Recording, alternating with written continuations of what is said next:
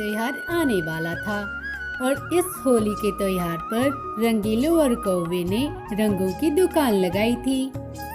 सुनिए कालू जी, हमने पूरा साल तो घर में सोने और पक्षियों को परेशान करने में गुजार दिया।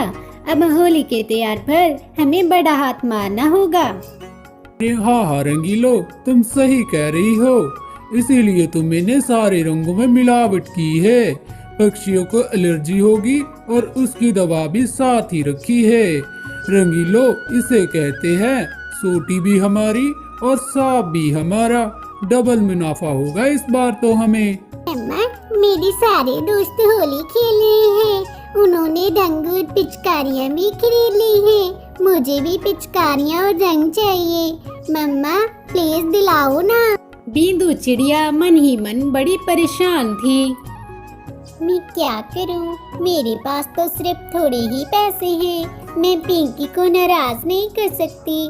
जितने पैसे हैं मैं उनसे ही पिंकी को रंग दिला देती हूँ। ठीक है पिंकी बेटा, चलो हम रंग लेने चलते हैं।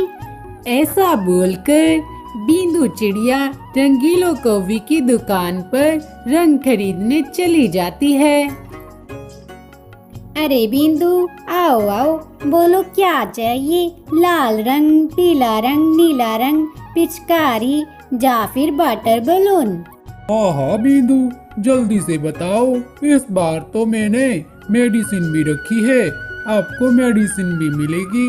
अगर 100 का रंग लेते हो तो 70 की दवा भी खरीदनी होगी। हमें आपकी सेहत का भी ख्याल है ना। कालू भैया, लेकिन इतने पैसे तो मेरे पास नहीं है।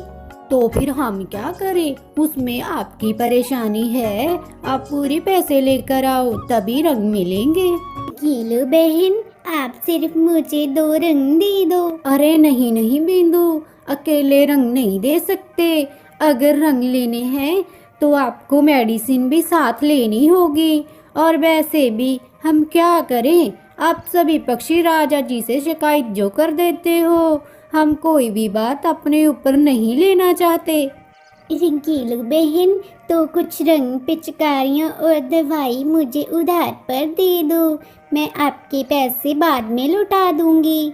ना बाबा ना, आपको उधार तो बिल्कुल भी नहीं दे सकती। क्या पता होली खत्म होने के बाद तुम पैसे ही ना दो।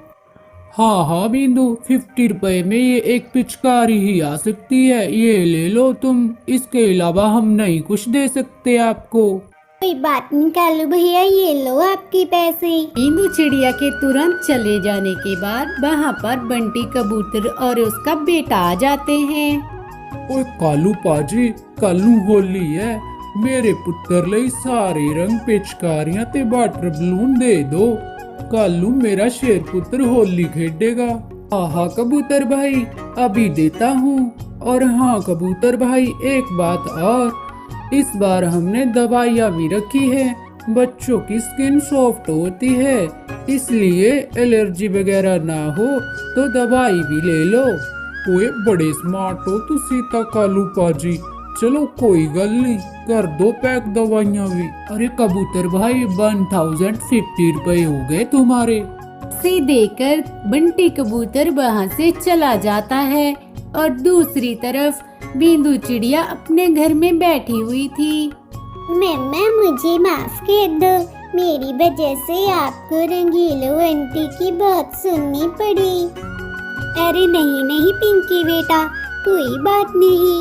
मैं तुम्हारे लिए रंगों का इंतजाम जरूर करूंगी। बिंदु चिड़िया और चिंकी आपस में बातें कर रही थी कि इतने में वहाँ पर रानू चिड़िया आ जाती है।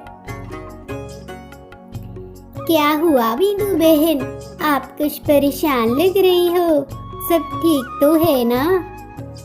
बिंदु चिड़िया सारी बात रानू को बता देती है। अरे ये कौवा परिवार तो बहुत लालची है, लेकिन तुम परेशान मत हो बिंदु, कोई ना कोई रास्ता तो निकल ही आएगा। अरे चलो छोड़ो बहन, आप बताओ कैसे आना हुआ आपका? अरे हाँ बिंदु बहन, मैं तो भूल ही गई थी।